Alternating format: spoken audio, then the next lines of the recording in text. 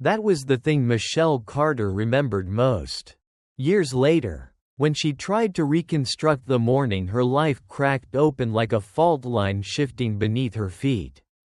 The coffee was still hot, steaming in her favorite chipped mug, the one that read Army Strong in faded gold letters, sitting on the kitchen counter when she kissed her daughter goodbye and walked out the front door of their small house on Birchwood Lane.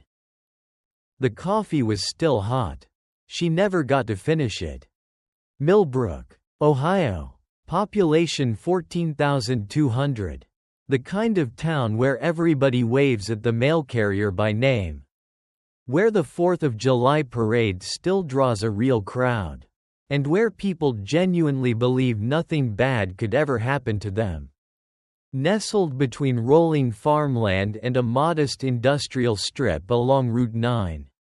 Millbrook was the sort of place veterans came home to when they wanted to forget, or at least try to forget. Michelle Carter had come home 8 years ago. 29 years old, 40 pounds lighter than she'd left. With a Purple Heart she kept in a shoebox under her bed. A daughter who didn't remember her face. And a silence inside her chest so heavy she sometimes pressed her palm against her sternum just to feel her own heartbeat. She had served 2 tours in Afghanistan with the 10th Mountain Division. Military Occupational Specialty. 91B, wheeled vehicle mechanic. While other soldiers carried rifles through the Korengal Valley, Michelle carried wrenches. She could break down a Humvee engine blindfolded in 40 minutes. She could diagnose a hydraulic failure by sound alone. She knew machines the way some people knew music, not just intellectually, but in her bones, in the tips of her fingers, in the way her jaw tightened when she heard a belt slipping or a brake system whining under pressure. The Army had given her that gift. What it had also given her: 3 cracked ribs from an IED blast in Kunar province, partial hearing loss in her left ear, and a recurring nightmare about a dusty road and a sound like the world ending. But she was home now. That's what she told herself every morning. She was home, and she was safe, and that was enough. Olivia Carter was 11 years old and already smarter than most adults Michelle knew. She had her mother's dark eyes, serious, watchful, the kind of eyes that noticed everything, but her father's easy smile, wide and sudden as sunshine breaking through cloud cover. Olivia collected facts the way other kids collected trading cards. She could tell you the wingspan of a golden eagle, the year the Library of Congress was founded, and the exact boiling point of water at different altitudes. She wanted to be a scientist, or a detective, or possibly both, she'd once announced very seriously over dinner. Because science is just detective work for the universe, Mom. Michelle had laughed so hard she'd cried. That morning, the last ordinary morning, Olivia was sitting at the kitchen table in her school uniform. Dark hair twisted into 2 messy braids. Reading a library book about forensic science while simultaneously eating a bowl of cereal without looking at it. A feat of multitasking that privately impressed Michelle every single time. "You've got soccer practice today," Michelle said, pulling her jacket off the hook by the door. "Mrs. Hernandez will pick you up at 3:30. "I know." Olivia turned a page without looking up. "Liv." "I know, Mom." She finally looked up, grinning. "Mrs. Hernandez. 3:30. I'll have my shin guards." Michelle pointed a finger at her. "And your water bottle." "And my water bottle." Olivia rolled her eyes with the theatrical exaggeration that only 11-year-olds can truly master. Then her expression softened into something quieter. "Younger. Are you gonna be late tonight?" Michelle worked as a fleet mechanic at Consolidated Transport, a regional logistics company on the east side of town. It was decent work, not glamorous, not what she'd imagined for herself at 21, when the recruiter had told her the army would open doors. But it paid the mortgage on Birchwood Lane, kept Olivia in soccer cleats and library books, and gave Michelle the one thing she needed more than anything else: the feeling of her hands on an engine. The feeling of a problem that could be solved. "Home by 6, she said. "We'll do tacos." Olivia pointed back at her with both index fingers like a pair of pistols. "Now that's a deal." Michelle smiled, a real one. The rare kind that reached all the way up, and she walked out the front door. Into the thin October light. To the blue Ford pickup truck parked in the driveway. That was the last time Olivia would see her mother standing fully upright for 11 days. The drive from Birchwood Lane to the Route 9 industrial corridor took exactly 14 minutes on a light traffic day. Michelle knew the route the way she knew her own hands. Left on Maple, right on Garrison, over the old railroad bridge where the planks had been rattling loose for 3 years and the county had done nothing about it. Which Michelle found personally offensive. Down the long slope of Keller Hill, steep enough that truckers sometimes downshifted at the top, and then right onto Route 9 East. She was on the back slope of Keller Hill, doing 47 miles an hour in a 45 zone. Coffee long forgotten and the radio murmuring something about overnight frost. When she pressed the brake pedal, it went to the floor. Not the slow, spongy resistance of worn pads. Not the pulsing shudder of a warped rotor. The pedal simply dropped, straight down. No resistance at all, like pressing her foot through air, and in that single suspended second, Michelle Carter understood with absolute mechanical certainty that her brakes were gone. Both circuits. Total failure. Brake fluid. The hill was dropping away beneath her.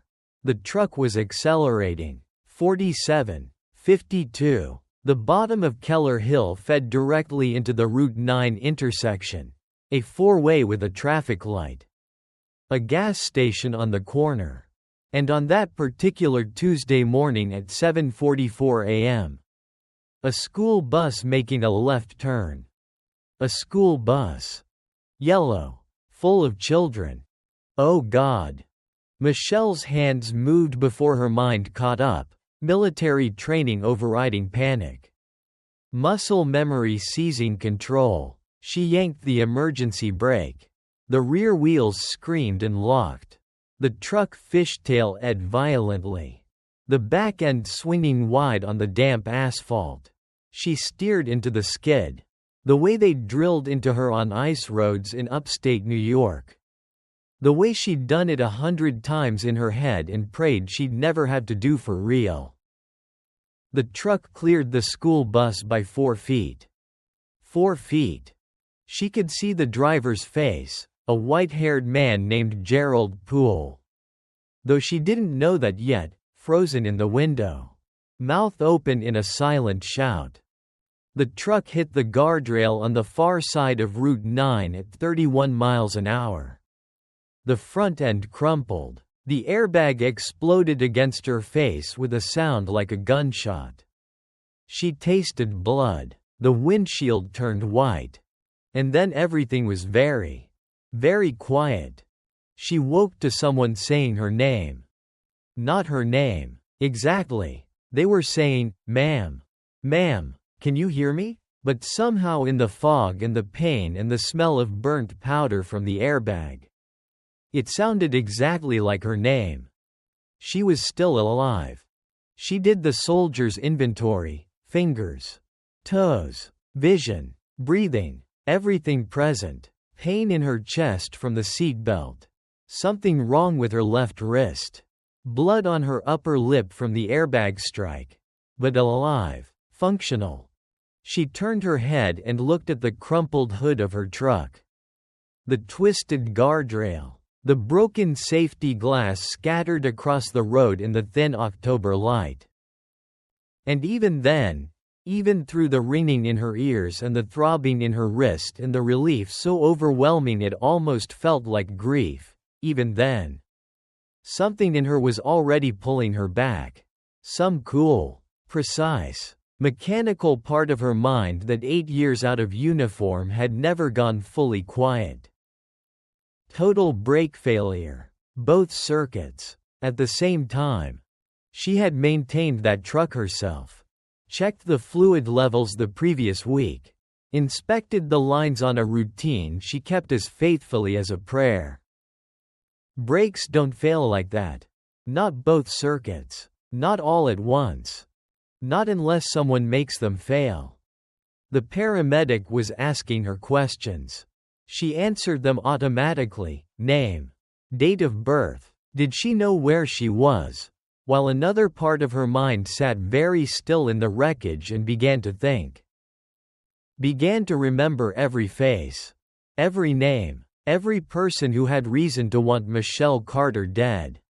The list, she realized with a cold clarity that had nothing to do with the October air, was longer than she'd like to admit.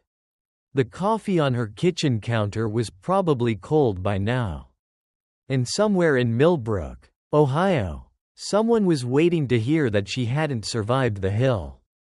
They were going to be very disappointed. They kept her in Millbrook General for 3 days. Fractured left wrist, 2 bruised ribs, a concussion mild enough that the attending physician, a tired-eyed man named Dr. Reeves who smelled faintly of vending machine coffee, said she was remarkably lucky, with the particular exhausted wonder of someone who had seen enough unlucky people to know the difference. Michelle smiled at him and said thank you and spent the next 72 hours staring at the ceiling tiles and thinking about brake lines. Olivia arrived at the hospital 40 minutes after the crash, still wearing her school backpack, her 2 braids slightly unraveled from what Michelle guessed had been a sprint from Mrs. Hernandez's car. She stood in the doorway of room 114 for exactly 2 seconds, long enough to take inventory of her mother the way her mother had taught her. Eyes moving from head to toe. And then she crossed the room and pressed her face hard against Michelle's shoulder and didn't make a single sound. She didn't cry. She was her mother's daughter. But Michelle felt the trembling, that fine, barely contained shaking that moves through a person when terror has nowhere left to go, and she wrapped her good arm around Olivia's shoulders and held on. "I'm okay, baby," she said quietly. "I'm right here." Olivia pulled back after a long moment. Her eyes were dry and very serious. "What happened?" "Brake failure. Truck's totaled." "Were you going fast?" "Fast enough." Olivia studied her face the way she studied her forensic science books, looking for the thing beneath the surface. The data hiding inside the obvious. At 11 years old, she had already developed an unsettling ability to know when her mother wasn't telling her everything. "Mom." "Olivia. Were you scared?" Michelle considered lying. It would have been easy. She was good at easy lies, the ones told out of love. The ones soldiers told their families in letters home. The ones that meant I need you not to worry about me so I can do what needs to be done. But Olivia deserved better than easy. "For about 4 seconds, Michelle said. "Then I was just driving." Her daughter nodded slowly, absorbing it, filing it away somewhere behind those serious dark eyes.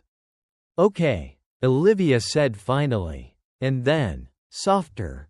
"Don't do that again." Michelle almost smiled. "Working on it." She slept badly those 3 nights. Not from the pain. She'd slept through worse pain than this. In forward operating bases where the walls were sandbags and the lullabies were artillery, but from the thinking.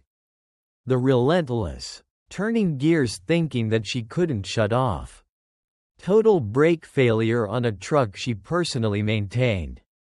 She ran through the mechanical logic the way she'd run vehicle diagnostics in the army, methodically. Without emotion, looking for the place where the facts stopped making sense. A modern pickup truck has a split braking system. 2 independent hydraulic circuits, one for the front wheels, one for the rear. The entire purpose of this design is redundancy. If one circuit fails, the other maintains enough braking force to bring the vehicle to a controlled stop. It's been federal law since 1967. The engineering is deliberate. The safety margin is real. For both circuits to fail simultaneously, completely, catastrophically, one of 2 things had to be true.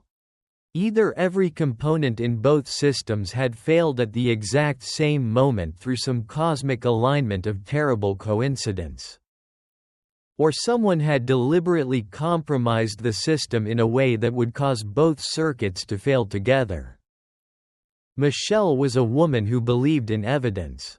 She had never once in her professional life believed in coincidence.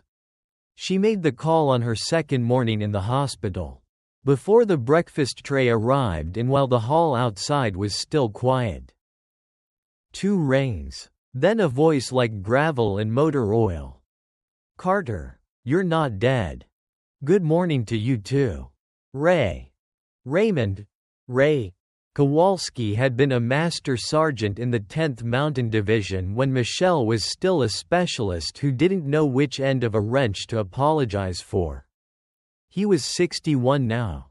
Retired to a property outside Dayton where he raised German shepherds and, according to reliable reports, a truly unreasonable number of tomatoes. He'd been the closest thing to a father Michelle had known in the Army, and he was the first person she called whenever the world stopped making sense. "Heard about the crash on the scanner," he said. "News said brake failure." It was. A pause. Ray had always been a man who understood the weight of pauses. "How bad?" "Totaled the truck. Bruised some ribs. Broke my wrist. But you're calling me from the hospital instead of sending a nice card. Which means you've already got that look on your face." Michelle stared at the ceiling. "What look?" "The look that means you've found something that doesn't add up and you're not going to sleep until it does." He paused again. "The truck's an impound?" "Should be. They towed it to the Route 9 lot." "You want me to look at it?" It wasn't a question. Ray had been reading her mind for 15 years. "I want a second opinion," she said carefully, "in case I'm wrong." Another pause. Longer this time. When Ray spoke again, the gravel in his voice had shifted into something quieter.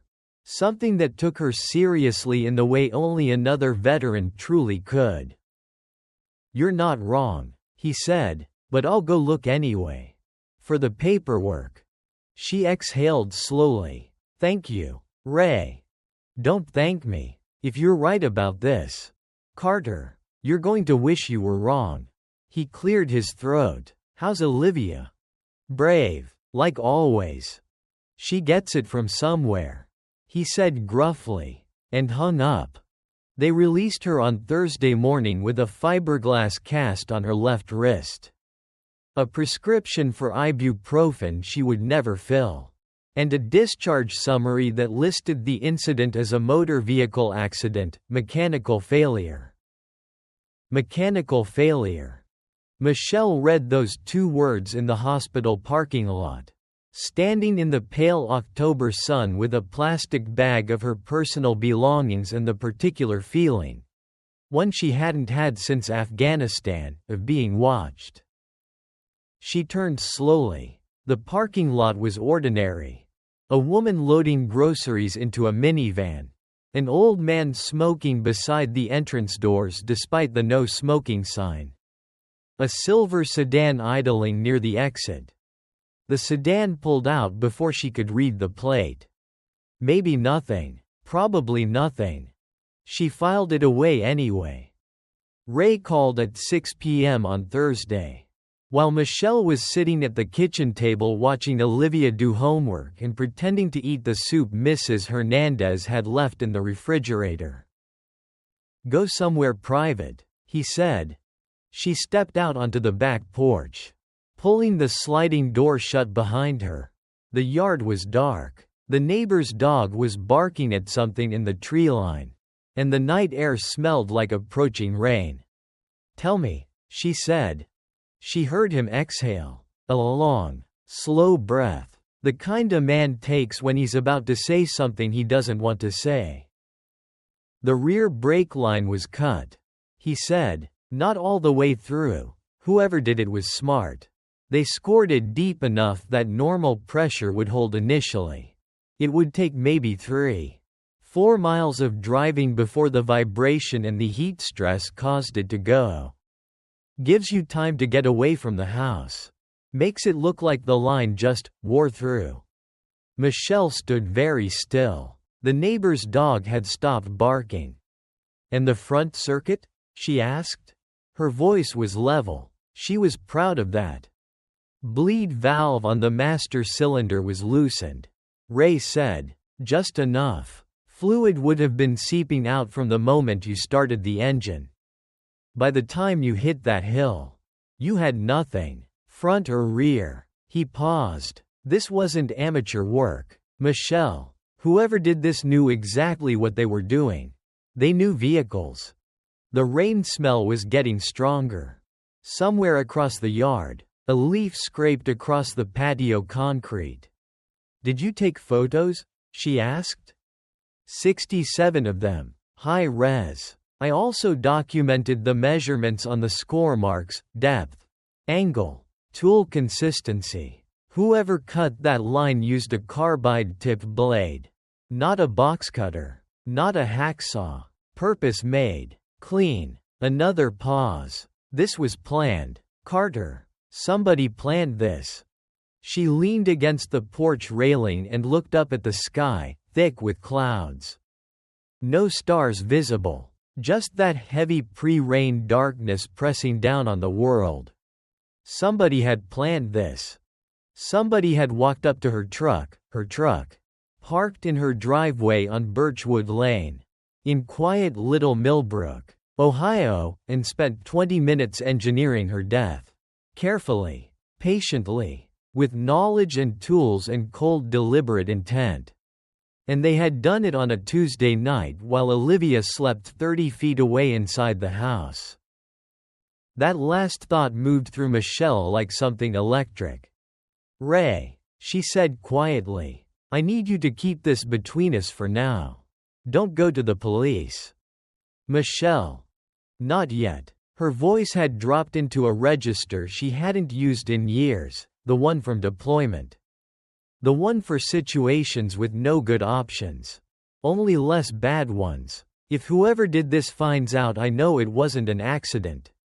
They'll either run or they'll try again. And next time they might not be as patient about it. Next time they might not wait until I'm alone in the truck." The silence on the other end stretched out. She could hear Ray breathing. Could almost hear him thinking. "You're talking about Olivia," he said. "I'm talking about Olivia." A long moment passed. When Ray spoke, his voice was different, flatter, harder. The voice of a soldier deciding something. "All right," he said, "we do this your way. But Carter, I want to be in the room when you figure out who it is. You'll be the first call I make. Promise me." "Ray. Promise me." She looked back through the glass door at her daughter's dark head bent over a notebook. Pencil moving steadily, completely absorbed in whatever problem she was solving. So safe-looking, so ordinary and precious, and utterly unaware that the world had quietly cracked open around her. "I promise," Michelle said. She hung up and stood in the dark for a while, alone with the smell of coming rain and the slow, methodical sound of her own thinking. Somebody had tried to kill her. They knew vehicles. They knew her routine. They knew which hill she drove down every morning at 7:44 a.m. They had access to her driveway in the middle of the night. That narrowed it down. Not to a stranger. To someone who knew her. Michelle Carter pushed off the railing, slid the back door open, and walked back into the warm yellow light of her kitchen. She sat down across from her daughter. She picked up her soup spoon. "How's the homework?" she asked. "Math," Olivia said, without looking up. "Long division. Need help?" "I'm good." Michelle nodded and looked down at her bowl. Took a slow breath. She was a veteran. She was a mechanic. She had rebuilt engines with shrapnel wounds in her hands in 110-degree heat with enemy fire a kilometer away. She would find out who did this. She would take them apart as methodically as she took apart every broken machine that came through her shop, piece by piece. Bolt by bolt, down to the bare frame, until she found the exact point of failure. And then she would make sure they never ran again. The rain started outside, soft at first, then harder, drumming against the kitchen windows. Michelle Carter made a list in her head. There is a particular kind of intelligence that lives in the hands. It's the intelligence of touch and pressure. Refined in the army, where repairing a vehicle under fire in the dark separated good mechanics from dead ones. Michelle Carter was using it now. Standing in the Consolidated Transport Maintenance Bay at 7:45 a.m. on a Friday. Her cast-wrapped left arm hanging at her side. Officially, she was on mandatory medical leave. Unofficially, she had bypassed the side entrance's outdated keypad and let herself in while the morning shift was still in the break room. She had exactly 12 minutes. She moved to the foreman's desk. The rolling file cabinet was unlocked. The security theater of the front entrance made people careless about everything inside. She found Derek Solis's section and pulled the folders. She wasn't looking for what was wrong. She already knew Derek was falsifying maintenance logs. She was looking for the pattern. 15 months ago, the falsified records clustered around 3 specific long-haul vehicles, units 114, 119, and 127. All were assigned to the Cincinnati to Pittsburgh corridor, cutting through Harwick, 12 miles from Millbrook, where Tom Garrett had moved in January. She photographed every page. Then, tucked inside Unit 119's folder, she found a single printed email with the sender and recipient addresses deliberately sliced off. Shipments on schedule. Second corridor operational as of Thursday. Recommend maintenance delay on assigned units through end of quarter. Inspection risk minimal. Oversight distracted. If the situation with the employee changes, notify immediately. Standard protocols apply. The situation with the employee. It had to be her HR complaint. Someone outside Consolidated Transport was referring to her formal complaint as a situation requiring standard protocols. This wasn't corporate logistics. This was the language of operations. In her rental car 2 blocks away, Michelle pulled up the photograph of the GPS tracker she'd recovered from her ruined truck. She needed to know what network it was pinging without alerting whoever was monitoring the other end. She called the only person with that specific signal intelligence expertise she still trusted. Carter, Sergeant First Class, retired, Diana Reyes answered. I heard you drove through a guardrail. Word travels. Diana ran a private cybersecurity firm in Pittsburgh. She was 41, had the energy of a Rottweiler, the patience of a monk. and judgment Michelle trusted without reservation. I have a GPS tracker, Michelle said. Small, magnetic, recovered post-incident. I need registration and monitoring data without powering it on. If it's a commercial tracker, I can pull the hardware ID without a live ping, Diana said, processing the information rapidly. I can be in Millbrook in 2 hours. Patty's Diner on Route 9. 10 o'clock, Michelle said. And bring your gear. I want to see the whole picture. She was home by 8:15 a.m. Olivia was in the backyard, sitting cross-legged under the old oak tree. Her forensic science book was in her lap, but she was intensely studying something on the ground near the wooden fence gate. What are you looking at? Michelle asked, crossing the damp grass. I found these along the fence line, Olivia said, pointing to a neat row of random objects, a leaf, a bottle cap, glass, a button. But that's not the interesting part. She pointed to the dirt beside the gate. Pressed into the soft earth was a distinct boot print. Someone was standing here, right up against the fence, looking into the yard, Olivia said, her dark eyes entirely serious. I measured the stride between this print and a partial one forward. The stride length and depth suggest a tall, heavy person. Michelle stared at the print. Her 11-year-old daughter had measured the stride length. Is someone watching our house? Olivia asked. Someone had been standing at her fence in the rain, looking into the yard where her daughter slept. The failed crash was just the first attempt. This was the follow-up plan. Michelle put a steady hand on Olivia's shoulder. I want you to photograph the print from multiple angles. You did exactly the right thing.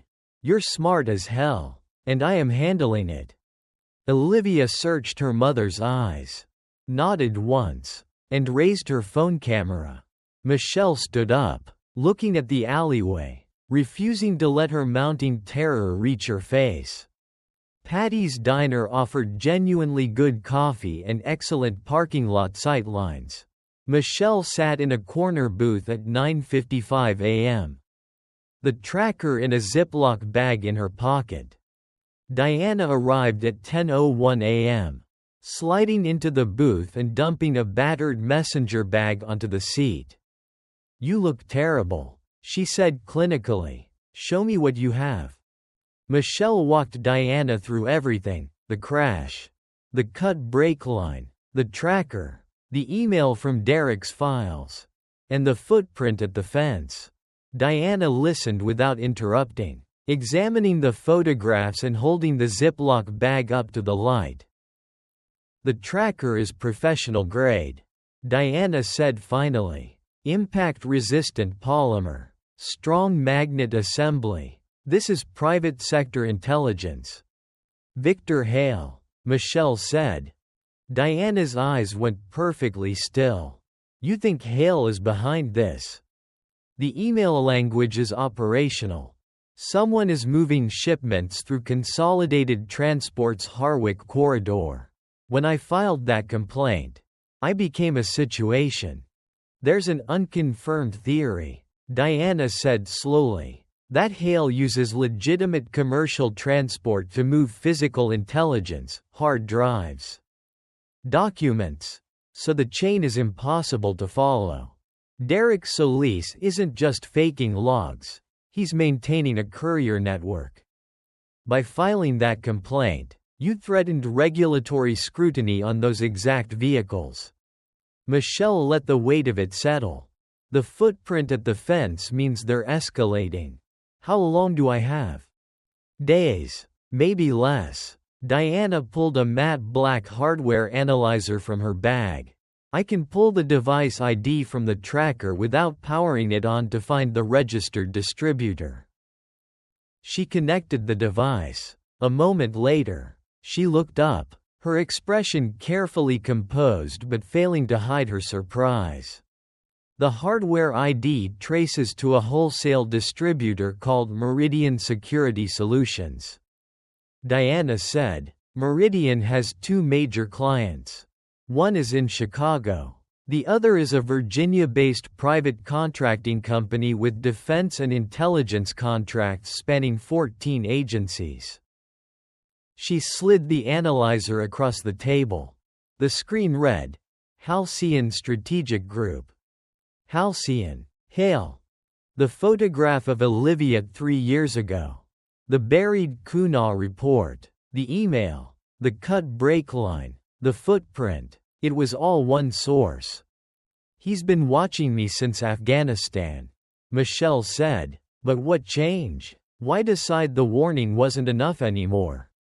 When did Hale's company renew its federal contracts? Michelle asked, the mechanic's instinct suddenly sliding the gears into alignment. Diana typed quickly on her phone. 6 months ago. It included a new security clearance review. She paused, the realization hitting her. If there were any open investigations into an associated transport company during that review period. A workplace complaint triggering a regulatory audit on his smuggling network would be an existential threat to his entire operation. Michelle finished. It wasn't a grudge. It was about federal contracts worth hundreds of millions of dollars. Michelle had accidentally threatened Hale's empire. And he had professionally decided to eliminate her. This is not a local problem. Michelle. Diana warned, her voice tight. This is a federal contractor with endless resources. If you go at this wrong. I know what's at stake. Michelle said firmly, thinking of Olivia measuring footprints in the mud. Which is why I'm not going to go at it wrong. She needed evidence that couldn't be buried or filed under mechanical failure. I need to get inside one of those trucks. Michelle said. Unit 119 is running the corridor this weekend. I need to know what's being transported that's important enough to kill over. Diana stared at her, calculating the substantial risks, and decided to be in anyway. You're going to need someone to intercept the telemetry so dispatch doesn't register a stop. And someone to be your eyes on the outside. She sighed. I'm going to need more coffee. Outside, the Friday morning continued its ordinary business. But in a corner booth at Patty's Diner, two veterans began to plan a war. In the Army, any plan with more than 4 moving parts was a prayer. So Michelle kept it simple. Diana would spoof Unit 119's telemetry signal from her Subaru, making the truck appear to be driving normally. Michelle would intercept the truck at the Granger BP fuel stop during the driver's routine 18-minute break. Ray would sit in his pickup providing overwatch. And Olivia would stay safely at school. Simple. Clean. 4 parts. At 11:47 a.m., Michelle crouched behind a concrete barrier at the Granger BP, watching Unit 119 pull in. The driver, Pete Salazar, climbed down and walked toward the diner.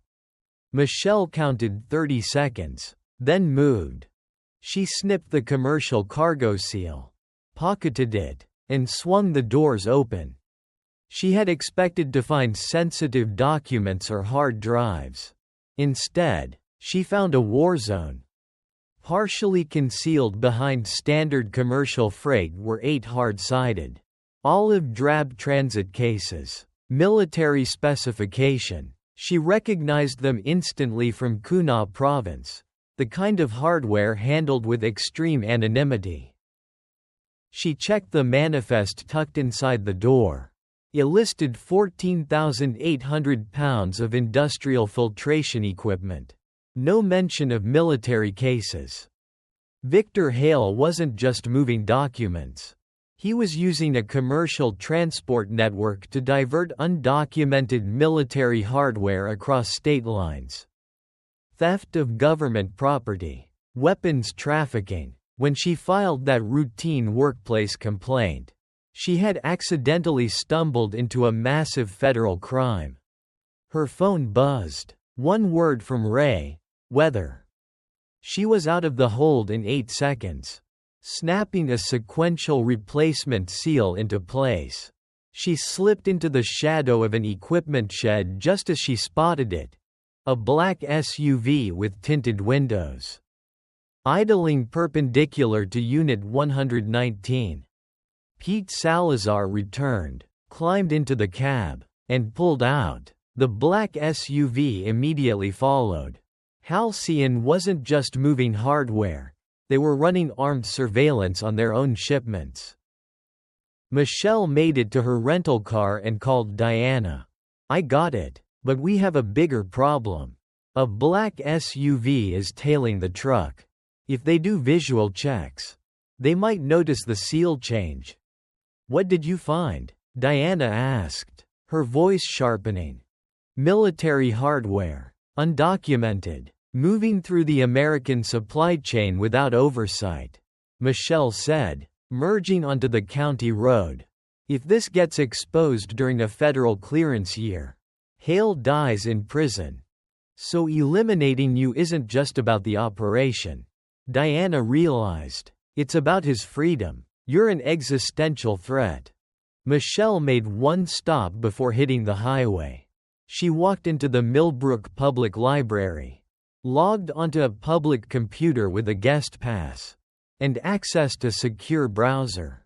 She backed up the 47 photos she'd taken to 3 separate anonymous cloud accounts. Then, she sent a single email to FBI Special Agent Constance Webb in Cincinnati, a contact she'd saved for a worst-case scenario. Military hardware. Undocumented transport. Halcyon Strategic Group. The photographs speak for themselves. "I am a veteran and a mechanic and I am running out of time. Please look at this before I disappear." She hit send, logged off, and walked back out into the rain. By 2:30 p.m., she was sitting at the kitchen table of Ray's off-grid farmhouse outside Dayton. After Michelle laid everything out, Diana looked up from her laptop, her face pale. "I just pulled Hale's federal contract history. Michelle, his DoD contracts are for supply chain auditing. He has federal contracts to oversee the very supply chain he's diverting hardware from. He's auditing his own theft," Michelle said, "and certifying it as clean." Ray suddenly stood up and moved to the window, the lethal stillness of a soldier taking over. "Car," he said, "end of the driveway, stopped at the gate." Michelle and Diana joined him. It was a silver sedan, the exact same car that had idled outside the hospital when Michelle was discharged. It sat there for 45 seconds before reversing and driving away. "They picked you up in Millbrook," Diana said. "Counter-surveillance 2-car rotation. You swept for one tail and missed the second. They know where we are." Michelle's mind raced. "They know where the car is. But they don't know what we know." "What are you thinking?" Diana asked. "I'm thinking someone has access to Hale's operation from the inside," Michelle said. "Someone with special forces training who recently moved 12 miles away." Diana's expression shifted. "I pulled Tom Garrett's file. After his medical discharge 3 years ago, he dropped off the grid. But before that, he contracted for Halcyon Strategic Group." The kitchen went dead silent. Tom Garrett had worked for Victor Hale. Guilt, fear, information, it all clicked into place. "He's not the threat," Michelle said, trusting her mechanic's instinct. "He's here because he knows what Hale is doing and doesn't know how to say it. I need to talk to him. Tonight, alone." Before Ray could object, Michelle's burner phone chimed. It was an unknown number. 6 words. No signature. "I saw what you found. Tonight." She stared at the screen, then showed it to Diana and Ray. Ray swore under his breath. Diana immediately started tracing the number. Michelle put her jacket on. Whatever was coming next was coming tonight. She had rebuilt broken engines in the dark in hostile territory. She knew how to do this. For Olivia. And for the life she had fought so hard to build. She was going to find the hand behind the sabotage. And she was going to make sure it never touched her life again. There is a version of fear that makes you freeze. And there is a version of fear that makes you hyper-focus. The army had trained Michelle Carter to live entirely inside the latter. The drive to Harwich took 22 minutes in the dark. The rental car hummed along the county roads. Its suspension too soft. Its steering too loose compared to the heavy, grounded reality of her truck. Her left wrist throbbed against the fiberglass cast. Her ribs ached with the rhythmic, dull burn of a metronome keeping time. She didn't turn on the radio. She listened to the engine. She listened to her own breathing. Ray and Diana were 2 miles behind her, running parallel on Route 11. They were connected by burner phones. An open line resting on Michelle's passenger seat. Nobody was talking. The silence on the line was the heavy, loaded silence of professionals waiting for the drop. Harwich. It wasn't so much a town as a collection of industrial warehouses that had slowly accumulated a residential neighborhood around its edges. Tom Garrett's address was at the end of a dead-end street named Miller's Hollow. It was exactly the kind of place a special forces operator would choose if he wanted to be left alone. Woods at the back for egress. A long, straight approach from the front. And neighbors too far away to hear a gunshot. Michelle parked the rental car 3 blocks away, tucked behind a rusted-out municipal dumpster. "I'm on foot," she said to the burner phone.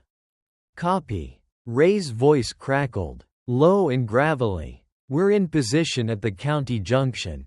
Diana has the scanner running. Anything hits the local bands, we'll know. If you see headlights coming down that dead end," Michelle said, "you say the word.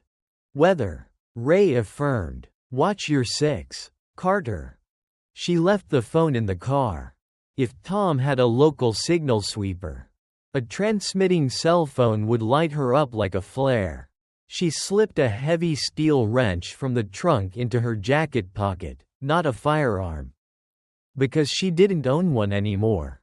But a piece of solid, familiar geometry that her right hand knew how to swing. The walk took 6 minutes. The October air was biting, carrying the smell of wet dead leaves and distant exhaust.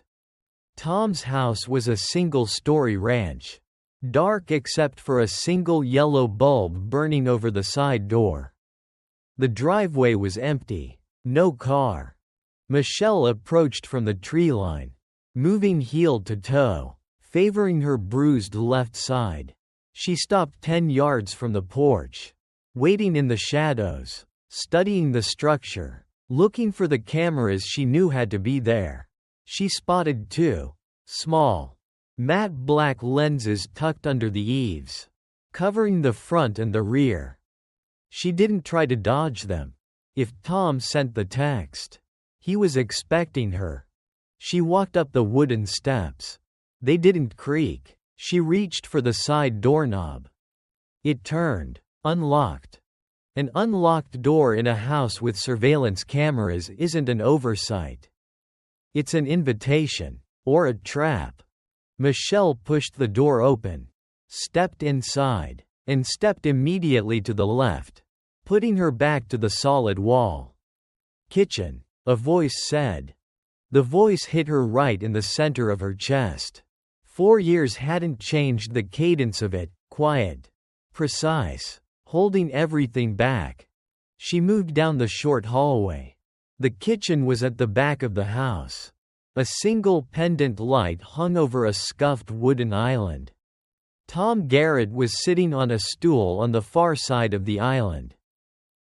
He looked older. That was her first mechanical assessment. The gray in his eyes was the same, but the skin around them was lined with a deep, permanent exhaustion. He was wearing a dark Henley and jeans, his hands resting flat on the counter. Beside his right hand was a disassembled Glock 19. Not assembled and pointed at her. Disassembled, stripped down to the frame, slide, barrel, and spring. A gesture of disarmament, or a demonstration of how fast he could put it back together if he needed to. "You look like hell, Carter," he said quietly. "I drove through a guardrail at 30 miles an hour because someone cut my brake line," Michelle said. Her voice was flat. "Ice water. You're lucky I'm just bruised." "I know. You sent the text." "I sent the text." Tom didn't move. He looked at her cast. Then at the way she was holding her left arm tight against her ribs. "I also left the footprint by your fence this morning." Michelle felt the anger flash hot and sudden in her throat. "You went to my house. You stood outside the window where my 11-year-old daughter sleeps." "I had to know you were alive," Tom said. The exhaustion in his voice deepened. "I heard the scanner chatter about a wreck on Keller Hill. I knew it was your route. I couldn't go to the hospital without flagging Hale's watchers. And I couldn't knock on your door for the same reason. So I went to the fence. You could have stayed out of my life entirely," Michelle said, "like you have for 4 years. Except you moved here in January. Because of Halcyon." Tom finally broke eye contact. He looked down at the disassembled pieces of the Glock. "I was an auditor for them," he said. "DoD supply chain compliance.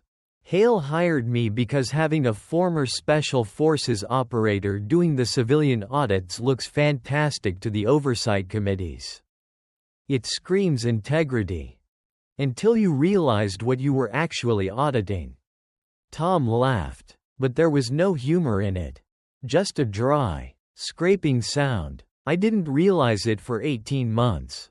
Hale is a genius, Michelle. He built a shadow logistics network directly underneath the legitimate one. The military hardware gets flagged as damaged or decommissioned in transit. It gets taken off the official books. Then it gets moved into Consolidated Transport's commercial fleet, run through the Harwick corridor, and warehoused in Pittsburgh before it's sold overseas. To who? Anyone with the cash. State actors. PMCs. Cartels. Hale doesn't care. He's selling American defense tech out the back door while the front door gets a gold star from the Pentagon." Michelle took a step closer to the island. "And you saw it." "I found the real ledger," Tom corrected. "Not the cooked books Derek Solis was keeping. The master ledger. I downloaded it onto an encrypted drive. When Hale found out I was digging, my medical discharge suddenly came through. They tried to quietly burn me. I went completely off the grid.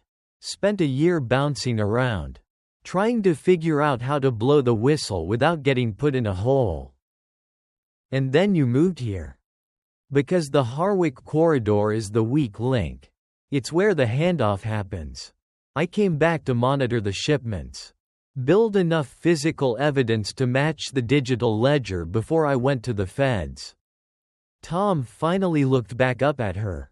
"I never meant to bring this to your doorstep, Michelle. I didn't even know Consolidated was using your shop to service the corridor trucks until 2 months ago." Michelle stared at him. Her mind was clicking through the timeline, the gears locking into place. "I filed the complaint against Derek in September," she said. "And Hale panicked," Tom said. "A formal HR complaint triggers a corporate audit. A corporate audit on Derek's fleet means inspectors looking at the trucks running the corridor. Hale couldn't risk it. Not during a federal clearance renewal year. So he ordered Derek to fix the problem.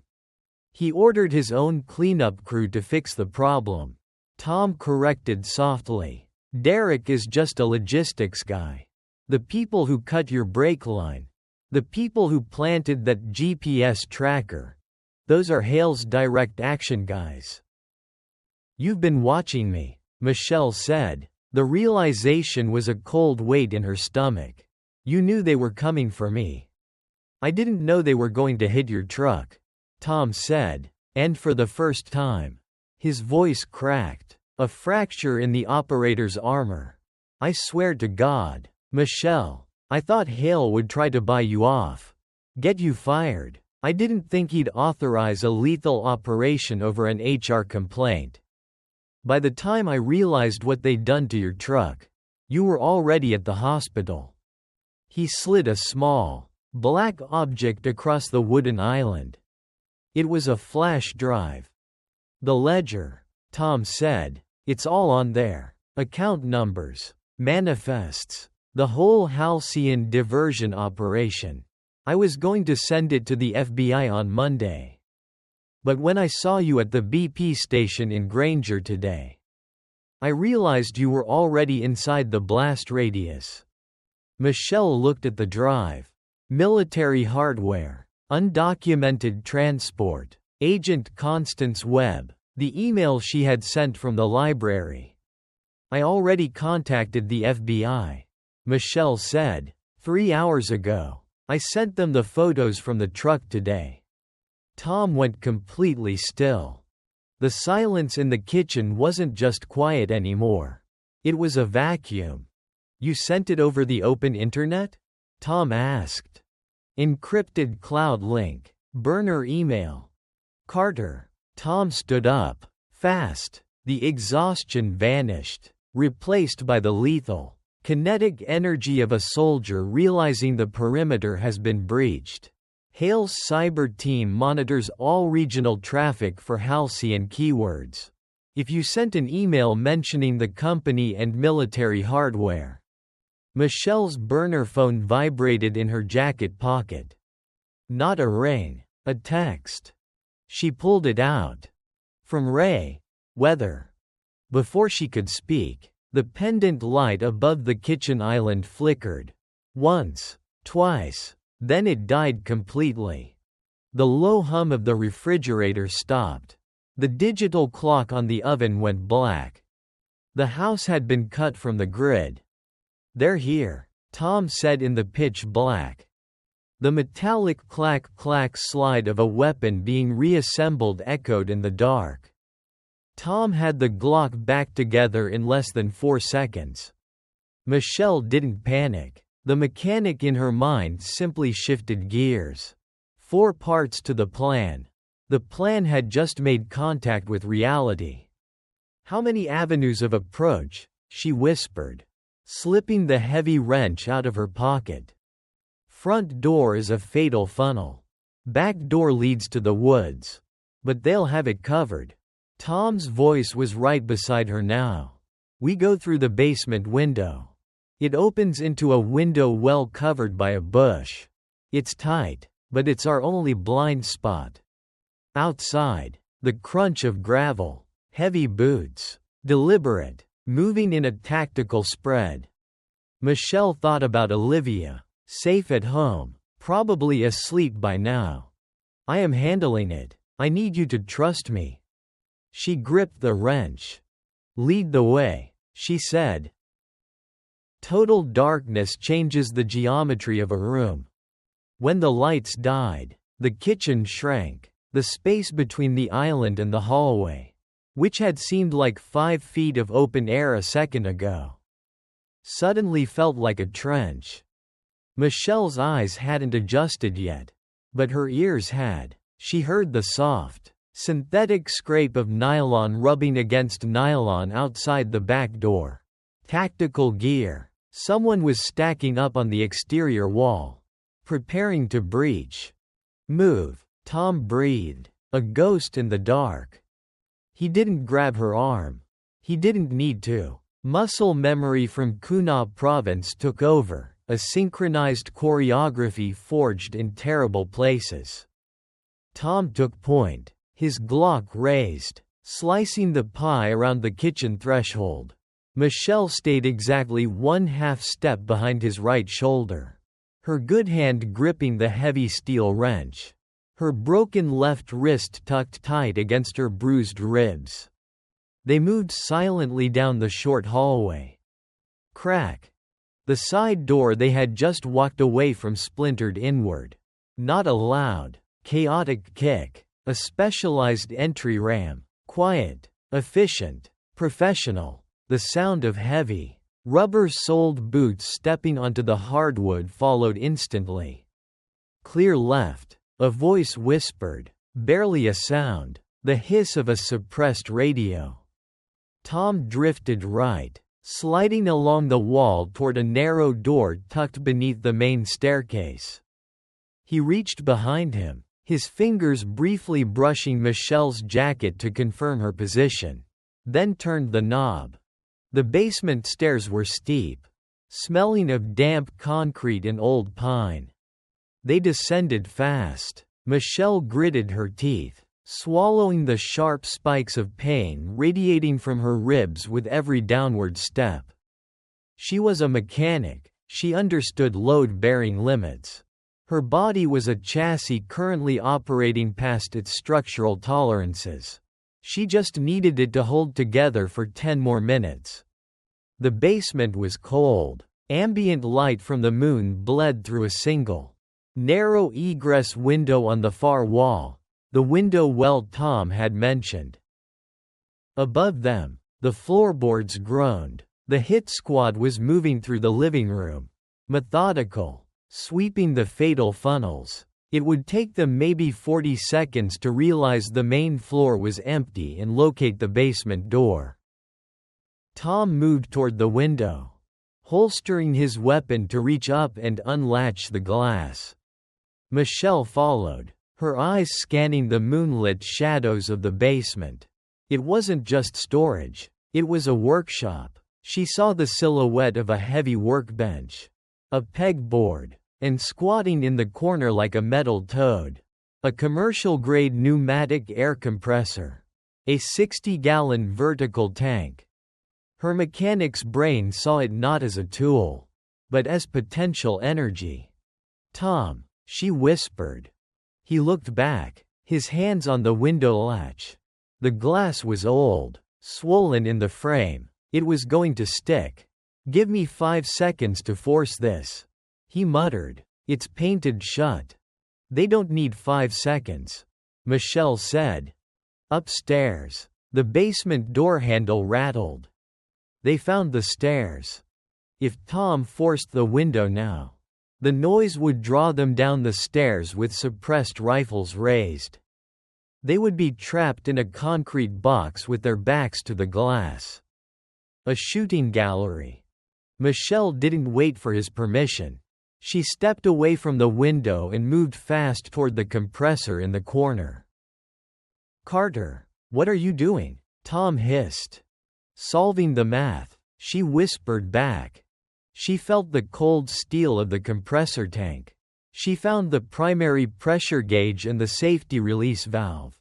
She knew this model. If Tom used this shop, the tank was likely pressurized. She tapped the gauge glass with her fingernail. The needle was sitting firmly at 150 psi. 150 pounds per square inch of compressed, explosive air. Footsteps began to descend the wooden stairs. Soft, one step at a time. Through the slats of the stairs, the narrow beam of a tactical flashlight cut through the dark, sweeping the floor.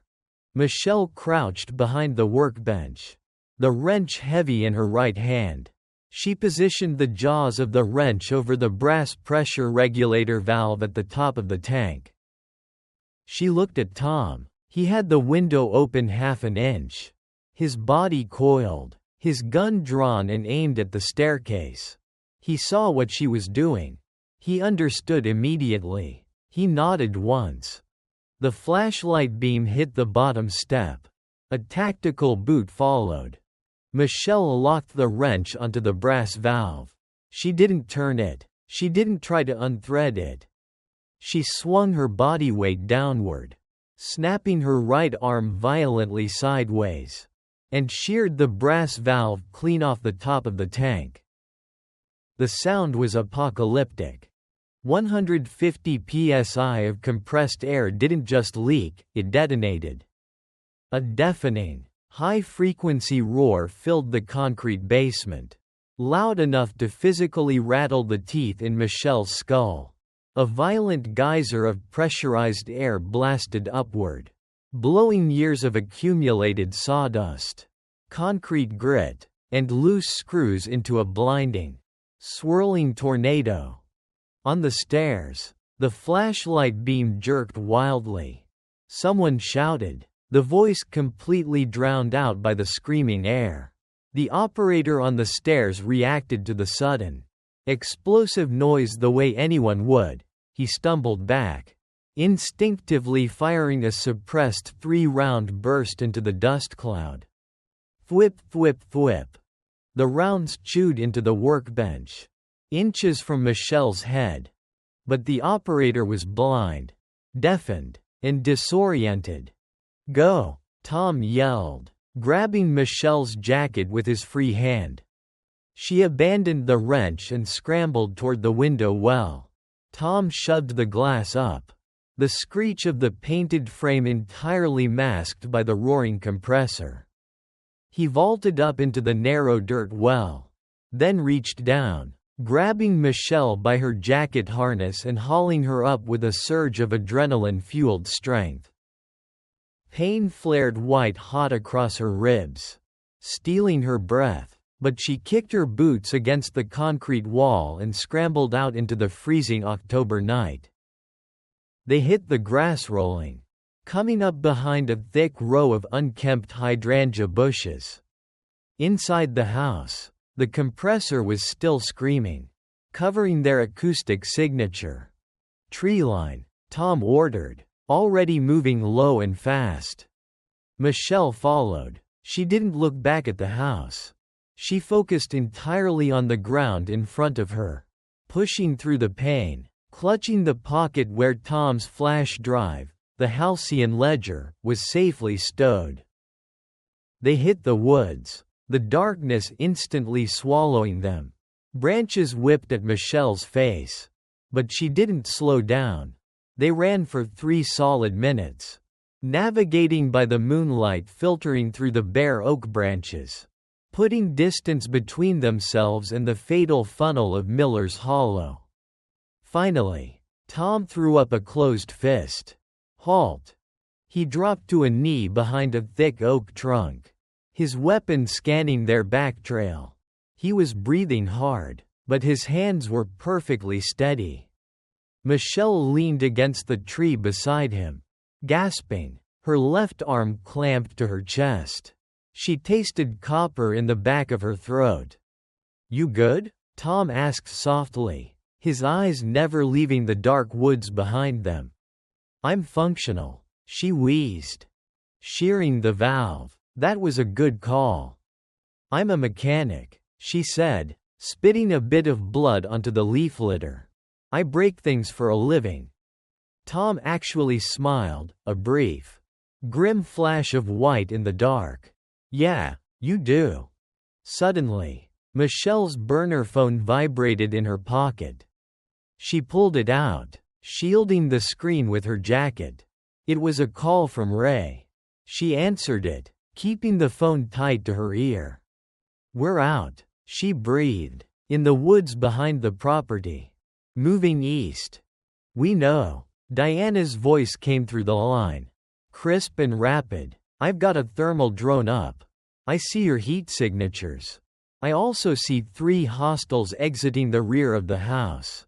They're deploying NVGs, night vision. They're picking up your trail." Michelle looked at Tom. He could hear the tinny bleed of Diana's voice. His jaw tightened. "Where's the exfil?" Michelle asked. Keep pushing east for exactly 400 yards. Diana said. You'll hit County Road 11. Ray is holding position with the truck running. Lights out. You have maybe 90 seconds before those hostiles close the gap. Copy that. Michelle shoved the phone in her pocket. 400 yards. East. Ray's waiting. 90 seconds. Tom said, checking his magazine by feel. We're not going to make it before they get a line of sight with those thermals. We make it, Michelle said. Her voice left no room for debate. She pushed off the tree. The pain in her ribs shifting from a sharp stab to a dull, roaring fire. I'm not dying in the woods tonight. I have to make my kid breakfast tomorrow. Tom looked at her. The gap between the man who had left 4 years ago and the man kneeling in the dirt seemed to collapse entirely. East, he said. They broke cover, running not for stealth, but for speed. Dead leaves crunched violently under their boots. Behind them, maybe 200 yards back, the distinct snap of a branch echoed in the dark. The hit squad was moving fast, guided by the green glow of night vision. 300 yards. Michelle's lungs burned. 200 yards. A suppressed shot cracked through the trees. The bullet thunking wetly into a pine trunk to their left. It was a ranging shot. They were in the squad's line of sight. 100 yards. The tree line broke. Ahead of them lay a shallow drainage ditch and the flat asphalt of County Road 11. Sitting in the middle of the road, completely blacked out, was Ray's heavy, rusted-out pickup truck. The passenger door was already kicked open. "Get in," a voice bellowed from the cab. It was Ray, sounding exactly like the master sergeant he used to be. Tom grabbed Michelle by the shoulder, shoving her forward, putting his own body between her and the tree line. Thwip thwip. 2 more rounds chewed up the asphalt at their heels.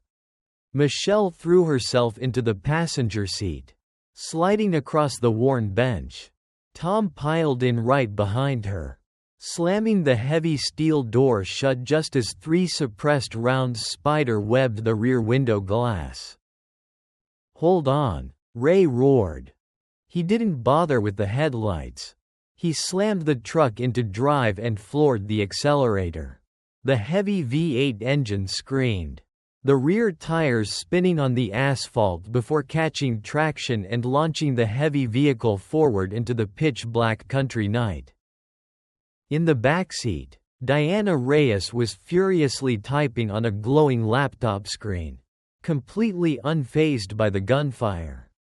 "They're falling back," Diana reported, eyes on her thermal drone feed. "They aren't pursuing in vehicles. They know they've lost the element of surprise." Michelle slumped against the dashboard, her breathing ragged, her heart hammering a frantic rhythm against her bruised ribs. She looked down at her pocket. The flash drive was still there. Tom Garrett was leaning against the passenger door, breathing hard, his weapon finally pointed at the floorboards. He looked at Michelle, then at Ray, then at Diana in the back.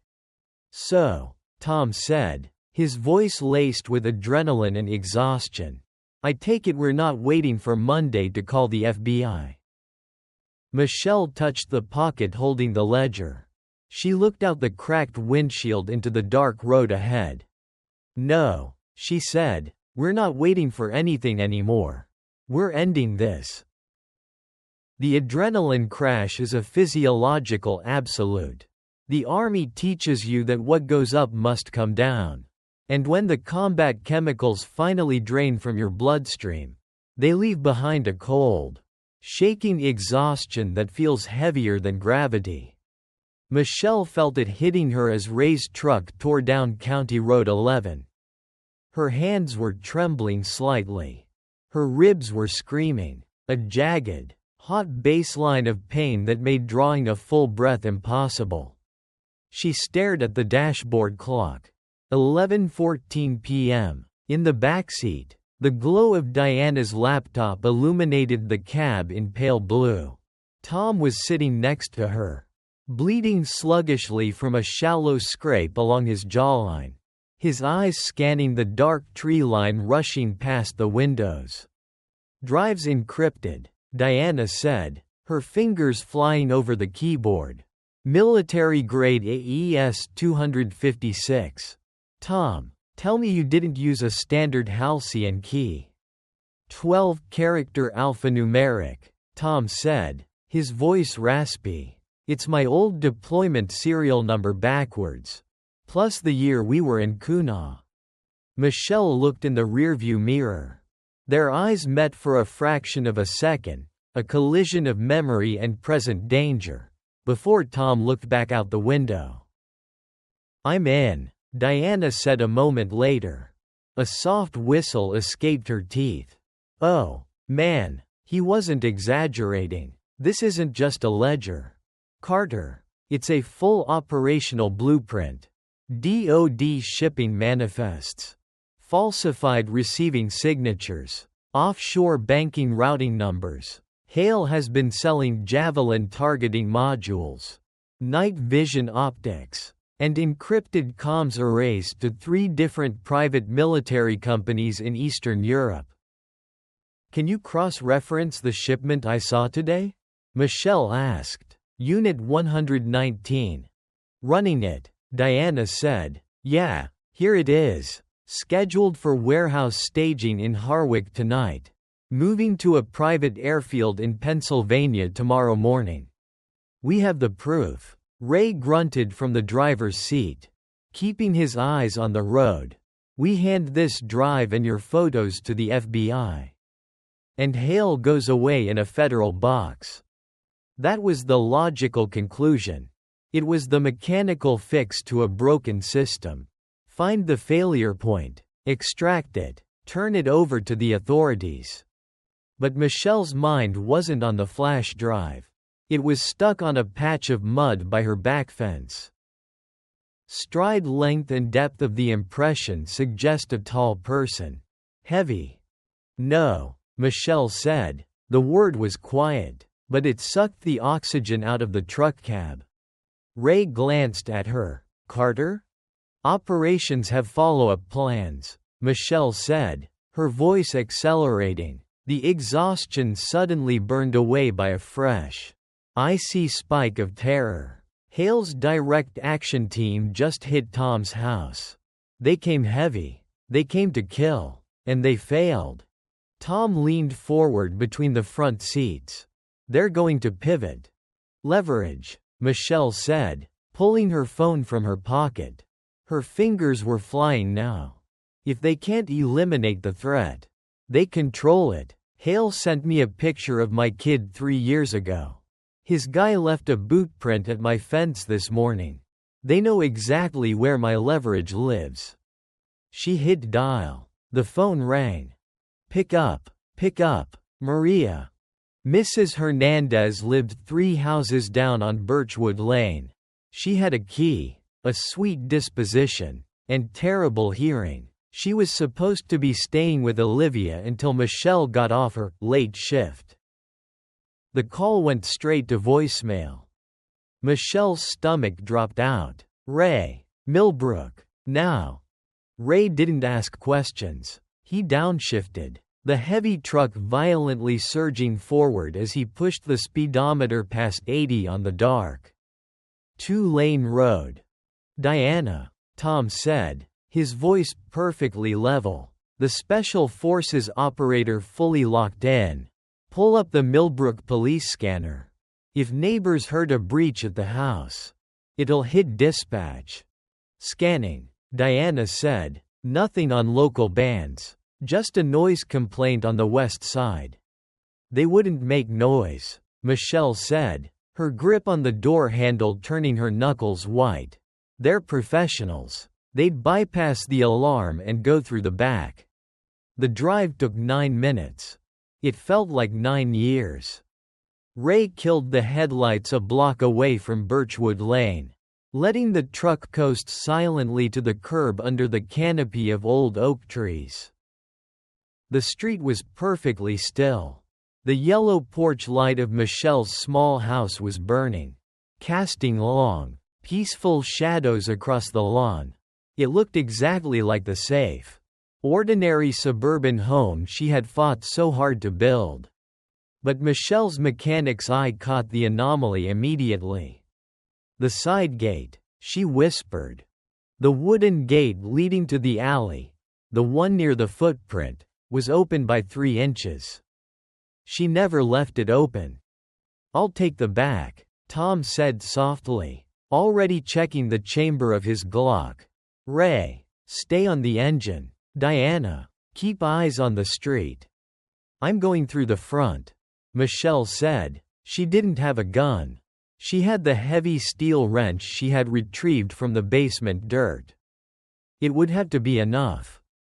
She moved across the damp lawn, staying low, her boots making zero sound on the grass. She hit the front porch steps, bypassing the second one because she knew it squeaked. She pressed her back against the siding next to the front door. Locked. She pulled her keys from her pocket, muting the metal jingle with her thumb. She slid the key in, turned it, and pushed the door open. The house was dark. The smell of cinnamon and Mrs. Hernandez's floral perfume hung in the air. But beneath it was something else. A faint, sharp scent of ozone and synthetic fabric. Tactical gear. Someone was inside. Michelle gripped the wrench, stepping into the living room. Every instinct screamed at her to call out for her daughter. But discipline kept her mouth shut. She moved heel to toe toward the hallway. A shadow shifted near the kitchen. Michelle didn't hesitate. She swung the wrench in a vicious, horizontal arc toward the mass. A hand caught her wrist in the dark, a grip like an industrial vice. The shadow twisted, redirecting her momentum, and suddenly she was pinned against the dry wall. The wrench neutralized. "Carter, it's me." Tom's whisper barely registered above her own hammering heart. He released her immediately, stepping back, his weapon pointed at the floor. Back door lock was picked. He breathed, professionally. "But the house is clear." "What do you mean, clear?" Michelle pushed past him into the kitchen. "Mrs. Hernandez is asleep on the couch in the den," Tom said. "I checked her pulse. She's breathing deep. They sedated her, probably hit her with a localized aerosol before she even knew they were here." Michelle felt the blood drain from her face. She spun toward the hallway, sprinting the last 20 feet to the bedroom at the end. She threw the door open. Olivia's bed was empty. The blankets were thrown back. The window was shut. "No," Michelle choked out, dropping the wrench. It hit the carpet with a dull thud. "No, no, no." She fell to her knees, looking under the bed. Empty. She threw open the closet doors. Empty. They had taken her. They had come into her house, bypassed the babysitter, and taken her 11-year-old daughter without making a single sound. Tom appeared in the doorway, his silhouette tight and coiled. He looked at the empty bed, and the gray in his eyes turned into something terrifyingly cold. "Michelle," he said softly. "They took her." "Tom." Michelle's voice cracked, the mother finally overriding the soldier. "They took my kid."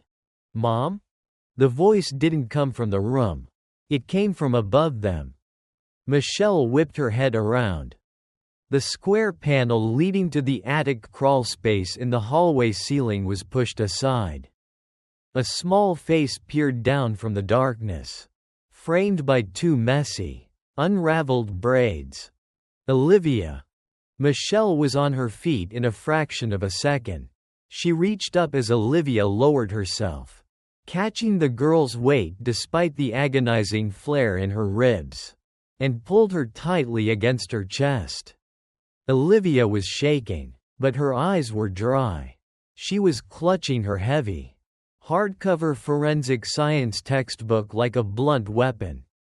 "I heard the gate," Olivia whispered rapidly against Michelle's neck. "Just like the footprint. I knew you weren't home yet. I locked my bedroom door. But I heard them picking it. So I climbed the shelving unit in the closet and pushed through the attic panel. I pulled it shut right before they came in." Michelle squeezed her daughter so hard it hurt. She collected facts. She observed. She survived. "You did perfect, baby." Michelle breathed into her hair. "You did perfectly. We have to go. Right now."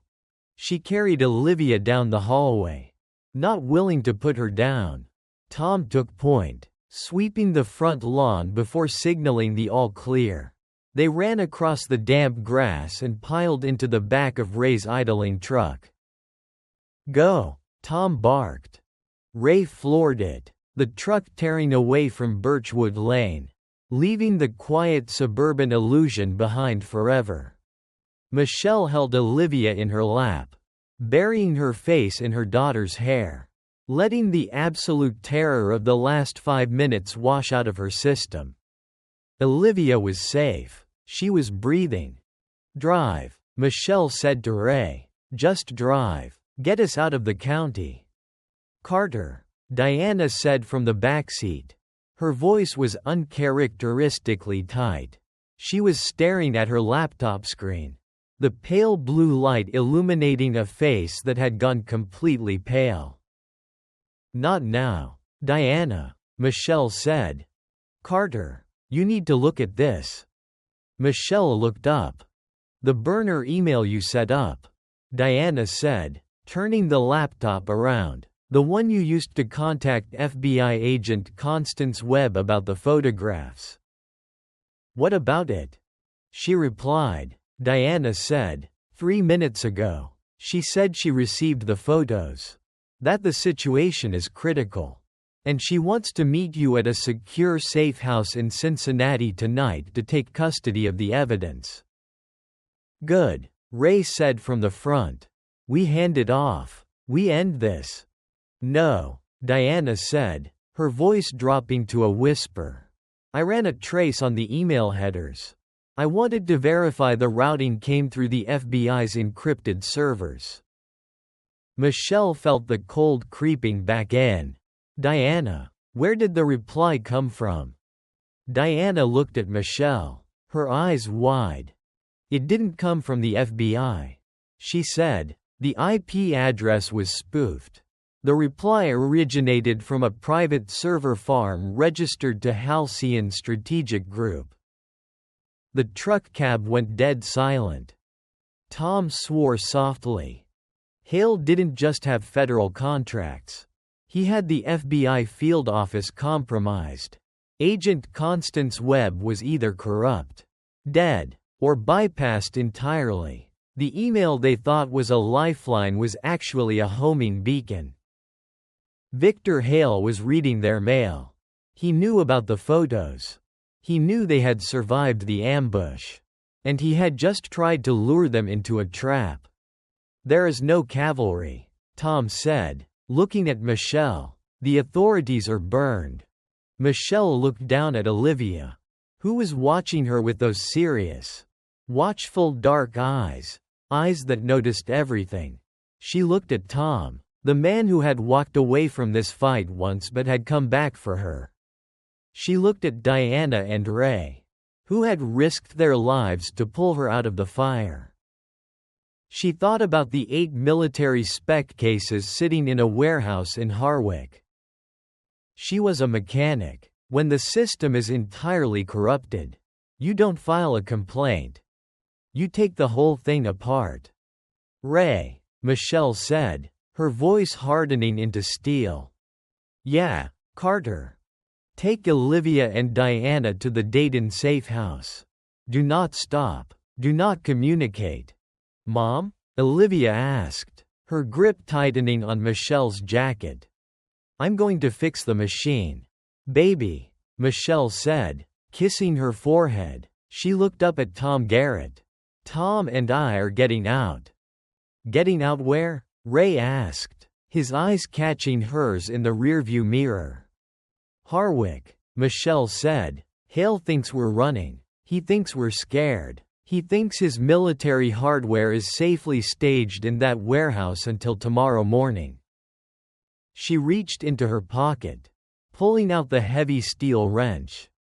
"We're going to go burn his warehouse to the ground." Every machine has a choke point, a single, critical junction where all the kinetic energy converges, and where a precisely applied amount of pressure can bring the entire system grinding to a halt. Michelle Carter was looking for Victor Hale's choke point. They had dropped Ray, Diana, and Olivia at a secondary, offline safe house, a hunting cabin Ray owned in the woods off Route 42. Purchased with cash a decade ago and entirely off the grid. Saying goodbye to Olivia had been the hardest thing Michelle had done since she kissed her before deploying to Kuna. "I'm coming back," Michelle had whispered, holding her daughter's face in her hands. Fact. Olivia had gripped her jacket, her dark eyes shining but refusing to spill over. "I know. You promised. And you don't break physics. Mom." Now, at 1:47 a.m., Michelle and Tom were crouched behind a rusted chain-link fence on the industrial edge of Harwick. The rain had returned, a cold, relentless drizzle that slicked the asphalt and swallowed the ambient sound of the surrounding factories. The Consolidated Transport Staging Warehouse sat at the end of a cul-de-sac. It was a massive, corrugated steel structure. Officially, it was a regional overflow hub. Unofficially, according to the encrypted ledger now safe in Diana's hands, it was the final domestic waypoint for stolen American defense technology. "Two guards on the perimeter," Tom whispered, peering through the rain. He was holding his reassembled Glock, having grabbed 2 spare magazines from a stash Ray kept in the truck. Heavy vests, rifles slung under their ponchos. "They aren't local security guards. They're Halcyon," Michelle said. Her ribs throbbed a steady, agonizing rhythm, but her mind was completely dialed in. "Hale knows the hit squad failed. He knows we have the ledger. He isn't waiting for tomorrow morning. He's moving the hardware tonight." Tom agreed, scrubbing the site. "Then we don't let the site get scrubbed." Michelle looked at the massive industrial roll-up doors at the front of the building. They were shut tight. "I need inside. Can you pull those guards off the east wall without shooting them? Gunfire brings the local cops before we're ready." "I can ghost them," Tom said, his gray eyes flat and professional. "Give me 2 minutes. Then go for the secondary loading bay door." He vanished into the rain, moving with the absolute silence of a man who had spent his life operating in the dark. Michelle counted the seconds. At 120, a sharp metallic clatter echoed from the far side of the lot, the sound of a trash dumpster lid slamming down. The 2 guards immediately unslung their rifles and moved to investigate, disappearing around the corner.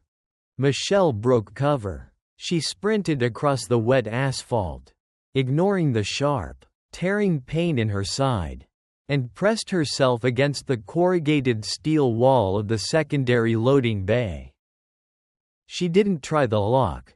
Commercial security doors were fortified against pry bars and bolt cutters, but they all relied on electric motors to roll the heavy steel tracks. She pulled a multi-tool from her pocket and dropped to her knees beside the exterior motor housing unit. She stripped the casing screws in 10 seconds flat. Inside was a mess of copper wire and relays. A layman would see spaghetti. Michelle saw a schematic. She bypassed the security interlock, crossed the primary drive wires, and sparked the terminal with the blade of her multi-tool. The heavy steel door groaned, the motor catching with a mechanical whine, and rolled upward exactly 18 inches. Just enough. Michelle killed the short, sliding under the heavy steel curtain on her back. A second later, Tom rolled under right behind her. They stood up in the shadows of the warehouse. It was cavernous, smelling of diesel exhaust, damp cardboard, and ozone, and it was busy.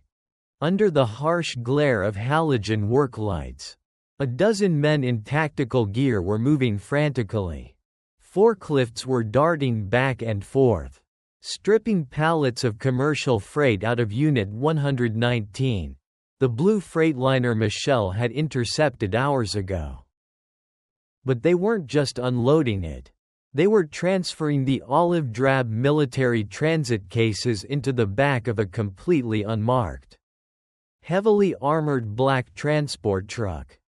And standing on the loading dock, directing the traffic with a tablet in his hand, was Victor Hale.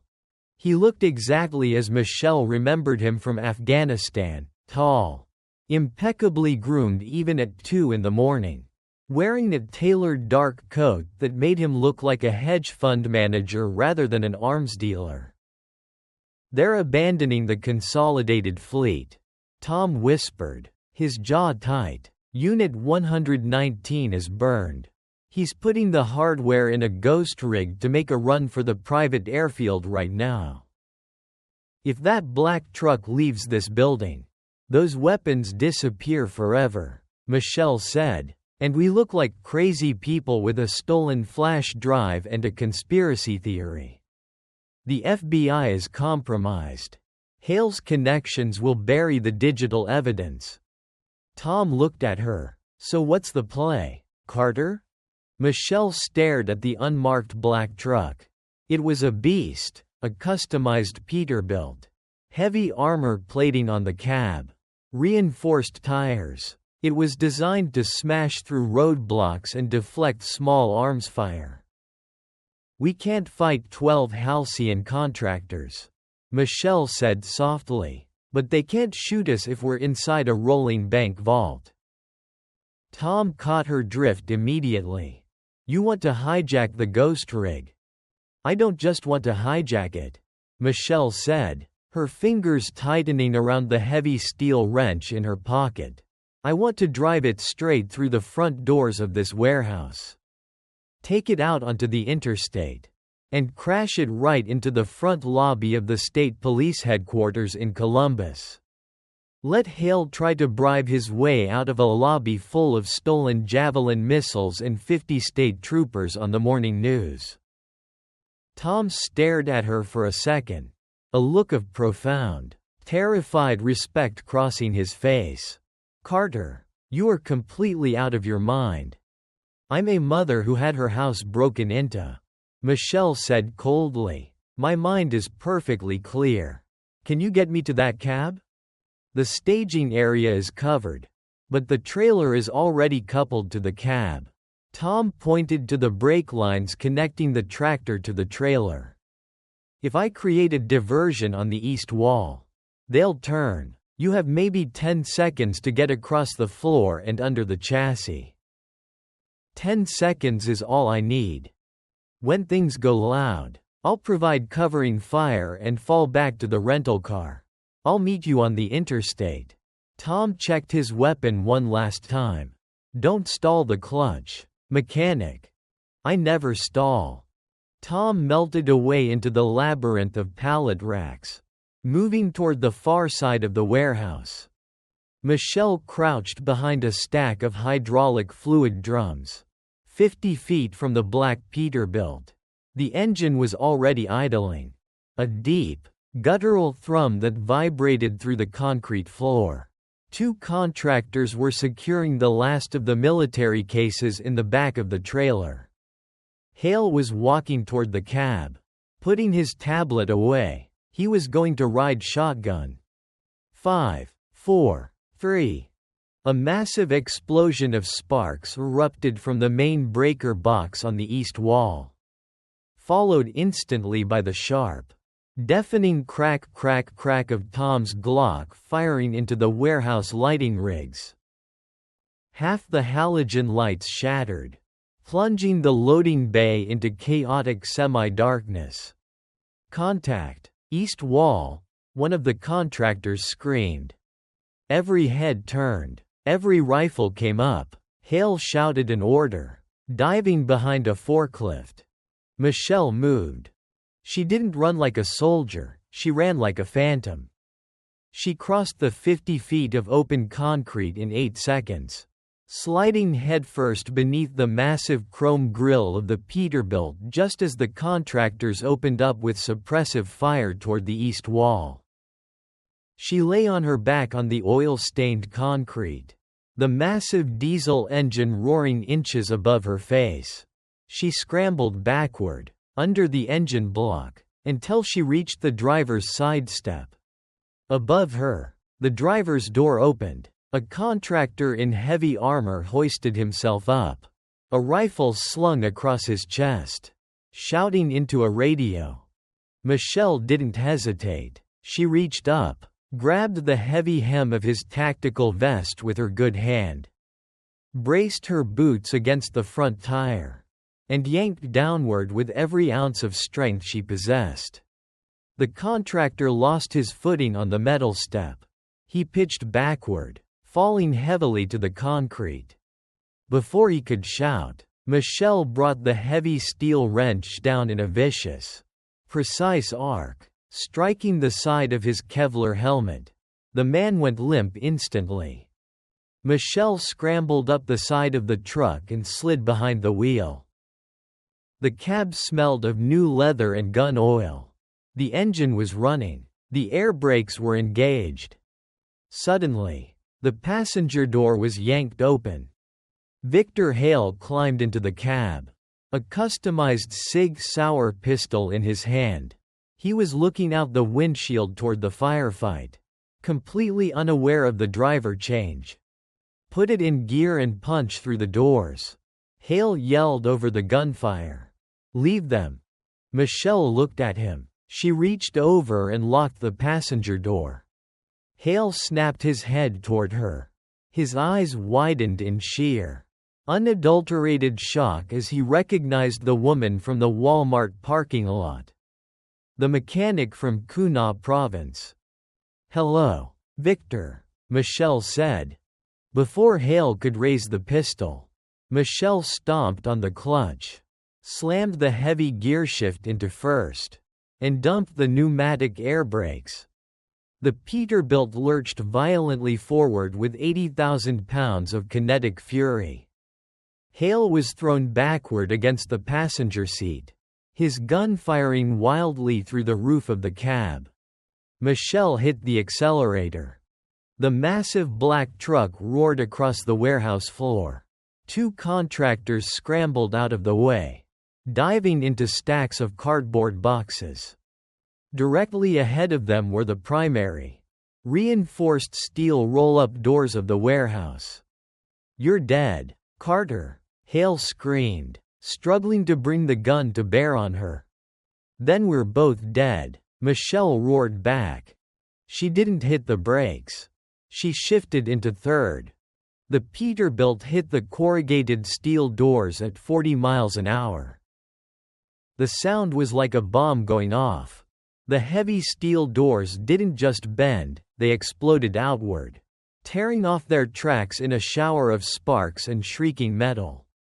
The armored truck burst through the facade of the warehouse, launching out into the rainy, black Harwick night like a mechanical leviathan breaching the surface of the ocean.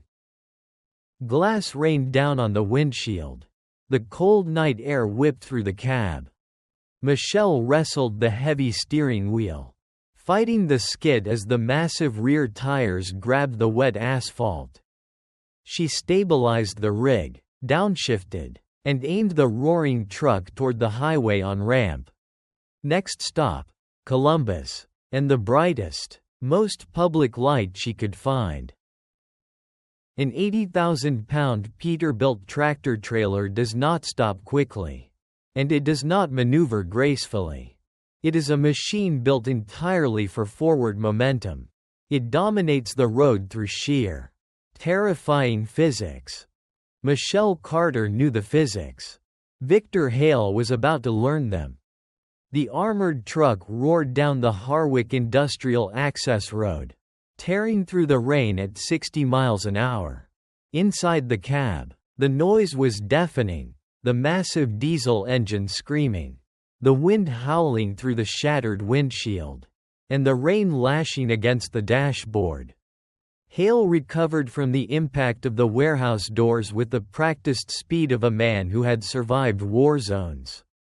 He pushed himself off the dashboard, his face bleeding from a shallow cut over his eye, and brought the customized Sig Sauer up, aiming it directly at Michelle's chest. "Take your foot off the accelerator," Hale yelled, his voice barely cutting through the roar of the wind. "Pull the air brakes, now." Michelle didn't look at him. She kept her eyes on the wet, black ribbon of asphalt ahead. She was float shifting, matching the engine RPMs to slip the gear stick into fifth, then sixth, bypassing the heavy clutch entirely because her left side was screaming in agony. "I said pull over, Carter." Hale racked the slide of the pistol, the metallic clack sharp and decisive. "You are driving a federally registered vehicle loaded with stolen DoD property. You think the state police are going to give you a medal? They'll lock you away for 20 years. You will never see your daughter again." He was looking for the choke point. He was trying to press on the leverage. Michelle tightened her right hand on the steering wheel.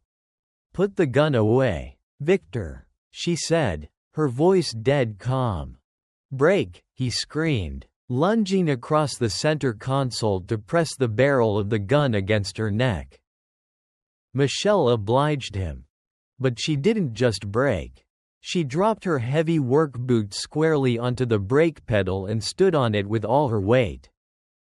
The Peterbilt's pneumatic air brakes locked with a violent, concussive shudder. Physics took over instantly. Hale wasn't wearing a seatbelt. The massive deceleration turned him into a projectile. He was thrown violently forward, his chest slamming into the reinforced dashboard.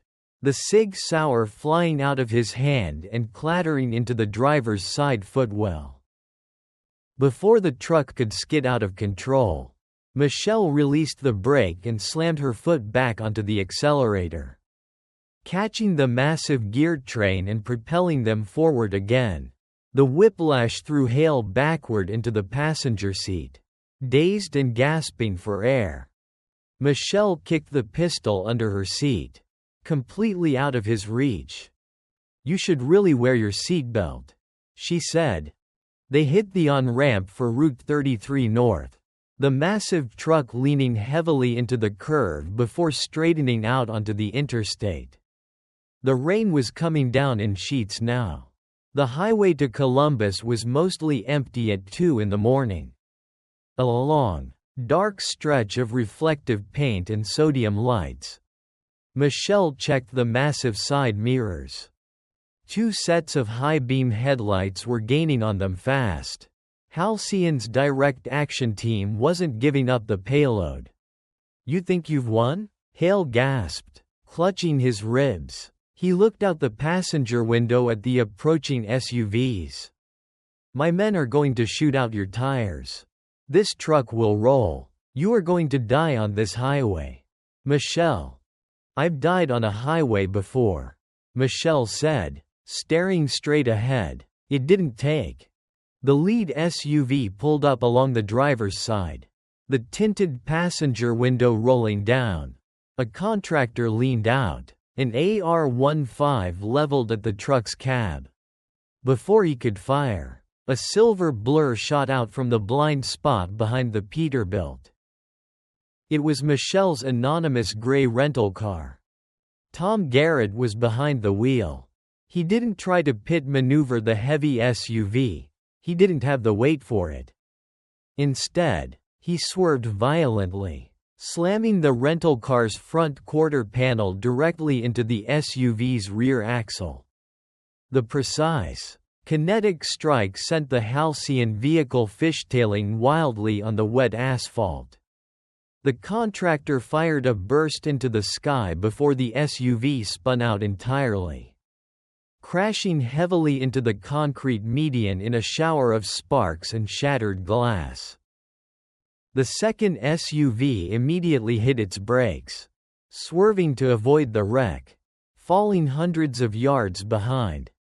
"Tom says hello," Michelle said. Hale stared at the wreckage fading in the side mirror, the reality of the situation finally settling over him. The polished, untouchable federal contractor was gone. In his place was a desperate, trapped animal. "I have $50 million in an offshore account," Hale said, his voice dropping to a rapid, frantic pitch. "Take the truck. Pull it over on the next county road. Leave the keys. Walk away, and the money is yours. You and Olivia can go anywhere in the world." "You don't get it, do you?" Michelle downshifted as the glow of the Columbus City skyline finally appeared through the rain-streaked windshield. "I don't want your money. I want my life back. You are destroying a strategic American asset," Hale roared, his composure finally shattering. "That hardware keeps this country safe. You are a mechanic, Carter. You don't understand the big picture." "I understand exactly how the machine works," Michelle said coldly, "and I know how to break it." They passed the city limits. The exit for downtown Columbus loomed ahead. Broad Street. Michelle took the exit at 50 miles an hour. The massive truck roared down the off-ramp, blowing through a red light at the bottom and surging onto the wide, wet avenue. "What are you doing?" Hale yelled, panic finally seizing his voice. "You can't drive this into the city. The police." "That's the point, Victor." 4 blocks ahead, bathed in floodlights, stood the Ohio State Police headquarters. It was a fortress of concrete and glass, surrounded by heavy security bollards designed specifically to stop vehicle-borne threats. Cruisers were parked in neat rows. 2 troopers were standing under the heavy concrete awning, drinking coffee. "No." Hale lunged across the cab, grabbing the steering wheel with both hands, trying to jerk the heavy rig into the opposing lane. Michelle didn't fight him for the wheel. She let him turn it. As the truck swerved violently to the right, jumping the curb and tearing through a line of municipal trash cans, Michelle reached for the dashboard. She grabbed the 2 diamond-shaped pneumatic parking brake valves, the yellow one for the tractor, the red one for the trailer. "Standard protocols apply," Michelle said. She pulled both valves out simultaneously. The emergency air brakes engaged instantly, locking all 18 wheels of the massive transport rig at 45 miles an hour. The Peterbilt screamed. White smoke billowed from the tires as they burned across the wet pavement. The violent deceleration threw Hale against the dashboard again. The trailer, still carrying 30,000 pounds of momentum, didn't want to stop. It swung hard to the left, jackknifing with a horrific screech of twisting metal. The cab slammed into the reinforced concrete security bollards outside the state police headquarters. The impact was cataclysmic. The airbags deployed like a cannon shot. The windshield blew outward into the rain. The corrugated steel sides of the ghost rig's trailer sheared wide open under the immense torsional stress. Inside the trailer, the carefully built wall of commercial freight collapsed. And out onto the floodlit concrete plaza, directly at the feet of the stunned state troopers. Spilled 8 olive drab, military specification transit cases. 3 of them cracked open on impact, scattering pristine, stolen javelin targeting modules across the wet pavement. Silence descended on the plaza, save for the hiss of the ruptured radiator and the frantic, echoing wail of the state police alarms. Inside the crushed cab, the world was spinning. Michelle tasted blood. Her left arm was completely numb. Her ribs felt like shattered glass. But she was breathing. She pressed her right palm against her sternum. The heartbeat was there, steady, triumphant. Victor Hale was slumped against the passenger door, pinned by the crumpled dashboard, semi-conscious and groaning in pain. Outside, a dozen state troopers were already swarming the wreckage, weapons drawn, shouting orders over the rain. Michelle didn't raise her hands. She reached over, grabbed the heavy set of keys dangling from the ignition, and pulled them out. She kicked her door open. The cold rain hit her face. She stumbled out of the cab, leaning against the massive, smoking front tire of the Peterbilt. A trooper racked a shotgun, aiming it squarely at her chest. "Get down on the ground. Do it now." Michelle looked at the trooper. She looked at the stolen military hardware scattered across the plaza. And then she looked up at the floodlights. She tossed the truck keys onto the wet concrete. "The man in the passenger seat is Victor Hale," she said, her voice carrying clear and steady over the rain. "He is an unauthorized distributor of stolen United States military hardware. My name is Michelle Carter, and I'd like to file a formal complaint." The coffee was hot. That was the first thing Michelle realized when she woke up in a private room at Columbus General Hospital. 48 hours later, a steaming paper cup of it was sitting on the tray table next to her bed. She turned her head. Olivia was sitting in a vinyl visitor's chair, her legs pulled up to her chest, reading a thick paperback book. She looked up, her dark eyes instantly locking onto Michelle's face. "You broke 3 ribs," Olivia said, her voice thick but perfectly steady. "A hairline fracture in your right collarbone to go with the broken left wrist. And a grade 2 concussion." Michelle smiled. It hurt her face, but she didn't care. "Fact." Olivia closed the book, stood up, and carefully wrapped her arms around her mother's neck, burying her face in Michelle's shoulder. She was shaking. "I knew you'd fix it," the 11-year-old whispered. "I knew it." "It's over, baby," Michelle murmured, resting her cheek against Olivia's hair. "It's all over." The door to the hospital room clicked open. Tom Garrett stood in the doorway. He was wearing a clean jacket, holding a file folder, his arm in a sling from the crash on the highway. Behind him stood Ray, holding 2 more cups of coffee and looking deeply uncomfortable in a hospital environment. "Knock knock," Tom said softly. Olivia pulled back, wiping her eyes, and gave Tom a nod of profound, silent respect before stepping back to let them in. "How's the patient?" Ray asked, setting the coffee down. "Functional," Michelle said. "What's the damage report?" Tom stepped up to the bed, opening the file. "The FBI raided Halcyon's Virginia headquarters 6 hours ago. The real FBI. Not Hale's payroll agents." Diana forwarded the ledger to the Inspector General's office and every major news outlet on the East Coast at the exact moment you crashed into the plaza. He smiled, a genuine, warm expression that erased years of exhaustion from his face. "Hale is in federal custody. No bail. Derek Solis flipped on him in an hour to avoid a treason charge." Michelle let her head fall back against the pillows.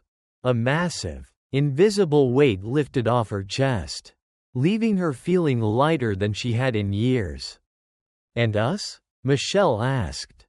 "The feds are calling you a whistleblower who took extreme measures under direct threat to your life," Tom said. "You're getting full immunity." Hale's hit squad was picked up trying to leave Harwick.